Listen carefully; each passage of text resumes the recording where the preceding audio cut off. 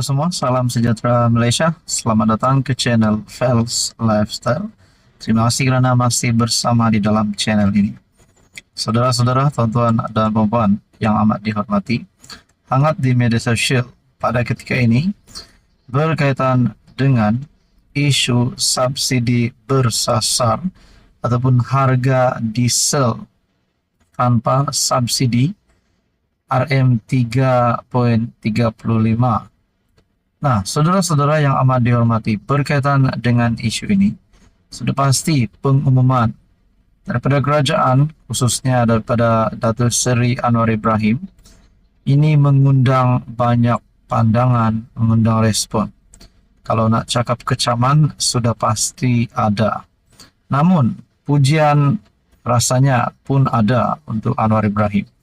Kerana melalui kenyataan PMX bahawa ini adalah demi kebaikan negara. Nah, saudara-saudara, berkaitan dengan isu ini, penyasaran subsidi diesel perlu menurut Anwar kerana ini demi selamatkan negara.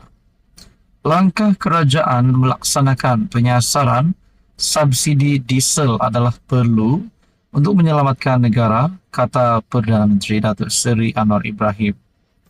Berucap pada Majlis Perhimpunan Bulanan bersama warga Jabatan Perdana Menteri di Putrajaya, beliau yang juga Menteri Kewangan berkata, tindakan perlu diambil walaupun kerajaan sedar ia merupakan langkah yang tidak popular. Siapa mahu penyasaran subsidi ini? Kena tahu juga, apapun kita lakukan, kita akan dihentam habis-habisan dengan segala fitnah dan penipuan. Padahal kita beritahu, penyasaran subsidi ini, semua Perdana Menteri sebelum itu telah setuju, cuma tidak ada tekad politik melaksanakan kerana risikonya ada. Tapi untuk selamatkan negara, kita tak ada pilihan, katanya. Kerajaan mengumumkan harga diesel di semua stesen runcit Semenanjung ditetapkan pada kadar 3 RM3.35 bagi setiap liter, iaitu harga pasaran tanpa subsidi bermula tengah malam tadi. Saudara-saudara, berkaitan dengan isu ini, akhirnya ini komen daripada kepimpinan politik daripada pembangkang, iaitu Parti PAS. Harga diesel PAS bimbang kemungkinan kesan negatif. PAS mengalu-alukan matlamat baik yang digariskan kerajaan berhubung langkah penyasaran subsidi diesel menerusi pengumuman yang dibuat oleh Menteri Kewangan II Amir Hamzah. Namun, Setiausaha Agung PAS Taqiyuddin Hassan berkata pihaknya bimbang dengan pelaksanaan dasar itu. Pada masa sama, PAS berasa perlu menyuarakan kebimbangan berkait pelaksanaannya, terutama sekali kemungkinan kesan negatifnya ke atas kehidupan rakyat. Nah, saudara-saudara, saya melihat di media sosial, memang ada serangan yang diterima oleh kerajaan yang tidak bersetuju dengan harga diesel pada hari ini. Nah, berkaitan dengan ini, adakah ini boleh membawa kepada bermulanya kejatuhan kerajaan? Nah, itu menjadi persoalannya. Namun kalau kita cuba fahami apa yang dinyatakan oleh PMX bahawa ini adalah demi kebaikan negara walaupun langkah ini tidak popular. Nah, saudara-saudara yang amat dihormati semua, sudah pasti ada kecaman. Bahkan Datuk Seri Anwar Ibrahim sendiri mengaku akan ada kecaman. Namun saudara-saudara, berkaitan dengan isu ini, kita perlu mengambil sisi positifnya.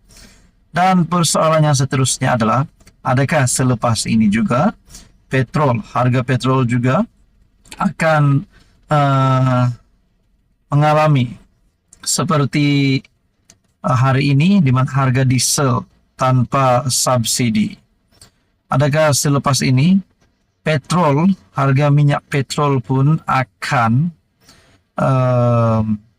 sama seperti diesel, yaitu penyasaran subsidi. Dan persoalan yang kedua, adakah selepas ini bukan saja di Semenanjung, tapi Sabah, Sarawak, dan Labuan pun akan turut kena berkaitan dengan penyasaran subsidi ini? Nah, saudara-saudara, Anda boleh komen di bawah berkaitan dengan isu ini. Apa komen Anda? Teruskan bersama di dalam channel ini untuk info yang seterusnya. Halo semua, salam sejahtera Malaysia. Selamat datang ke channel Fels Lifestyle. Tuan-tuan dan Bapak yang amat dihormati, sudah pasti cerita di mana-mana pada hari ini. Cerita kedai kopi kah, cerita dengan kawan-kawan, apatah lagi di media sosial. Semua hangat bercakap tentang penyasaran subsidi bersasar untuk diesel. Nah, saudara-saudara umum sudah mengetahui harga diesel terkini, yaitu di Semenanjung adalah RM3.35 seliter. Dan perkara ini sudah menjadi satu cerita panas di kalangan rakyat Malaysia. Saya melihat di dalam media sosial melalui Facebook page Ana Tahu, adakah PN akan kembali laksana subsidi diesel jika menang PRU? Jawabnya tidak. Pemimpin PN pun tahu situasi kewangan negara. Anwar hanya mewarisi apa yang mereka tinggalkan.